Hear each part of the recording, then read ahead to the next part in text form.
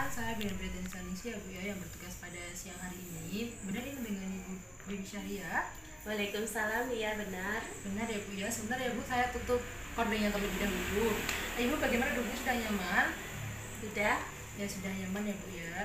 Jadi Bu, tujuan dan maksud saya di sini, maksudnya itu saya akan memberikan informasi mengenai KB Implan Bu. Tujuannya itu agar Ibu dan suami itu mengetahui bahwa informasi KB Implan. Apakah Ibunya bersedia? Bersedia. Ya bersedia ya. Nah, tadi kan sudah setuju ya Bu ya. Ibu sekarang keluhannya apa ya Bu? Saya ingin KB jangka panjang, Bu. Ya, saya bertanya terlebih dulu ya Bu ya. Ibu sudah tahu mengenai KB Implan atau belum Bu? Belum, Bu. Oh jadi belum tahu. Nah saya langsung menjelaskan saja ya Bu ya.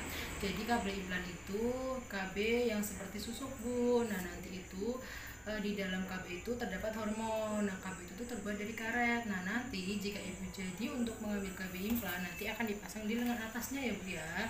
Itu. Nah untuk cara kerja KB Implan itu untuk menekan ovulasi, dan itu untuk merubah lendirnya Ibu itu nanti akan kental dan juga keluarnya itu lebih sedikit, dan juga mengubah siklus endometrium Bu. Nah untuk keuntungan KB Implan itu tuh cocok untuk wanita yang tidak boleh menggunakan pil estrogen. Dan tadi kan Ibu sudah setuju ya Bu ya. Nah sekarang saya menjelaskan dari pengertian terlebih dahulu. Jadi untuk KB Implan itu bentuknya itu seperti susuk. Nah nanti itu kalau Ibu setuju nanti akan dipasang di lengan atas, dan juga itu tuh di dalamnya itu ada hormonnya. Nah KB Implan itu terbuat dari hormon, di dalam karet itu ada hormonnya ya Bu ya. Nah untuk cara kerjanya itu nanti itu untuk menekan ovulasi, merubah lendir cervix itu lebih sedikit kental, dan merubah siklus endometrium. Nah untuk keuntungan dan kerugiannya itu, yang pertama itu keuntungannya cocok untuk wanita-wanita yang tidak boleh menggunakan pil yang mengandung estrogen, dan juga ini tuh sangat efektif Bu. Bila misalnya nih Ibu mau hamil, lah KB-nya itu dicopot, nanti Ibu bisa langsung hamil. Dan juga ini tuh bisa digunakan dalam jangka panjang 5 tahun. Nah untuk kerugiannya sendiri itu Ibu tidak bisa untuk pasang copot sendiri, harus menggunakan tenaga ahli seperti bidan. Dan juga ini tuh sedikit mahal Bu, dan banyak yang kurang minat karena mungkin sedikit mahal, dan juga orang-orang tuh kurang mengetahui KB Implan.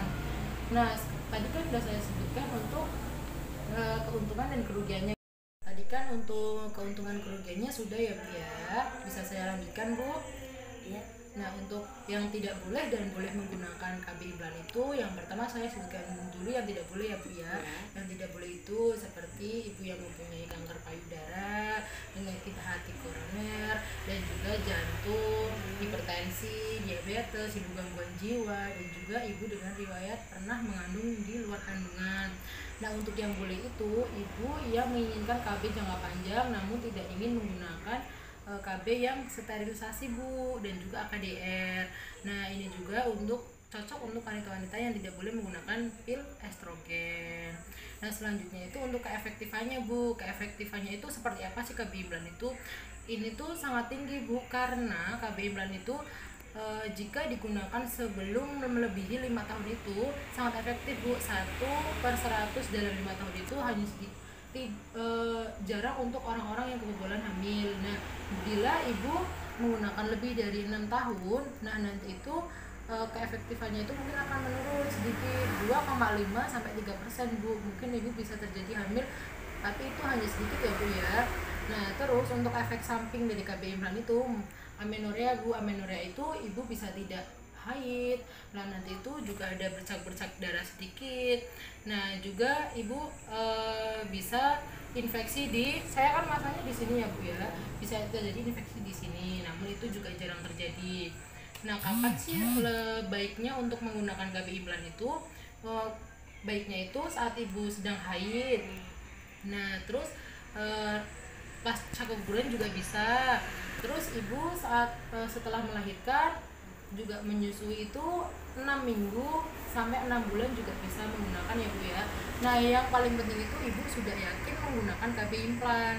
Nah itu informasi dari saya untuk mengenai KB Implan Bu. Ada yang ditanyakan Bu? Ada.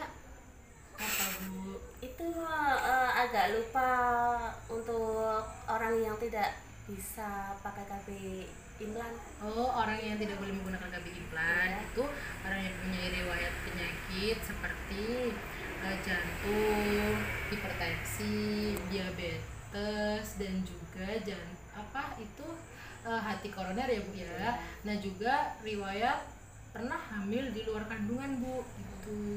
Dan yang diperbolehkan Kalau yang diperbolehkan itu ibu kan ini nih KB jangka panjang, ibu boleh menggunakan KB implan gitu Bu. kalau gitu sudah lebih jelas. Oh sudah jelas ya Bu ya. Baik, terima kasih ya Bu ya sudah mendengarkan informasi dari saya. Semoga informasinya bermanfaat. Terima kasih. Wassalamualaikum warahmatullahi wabarakatuh.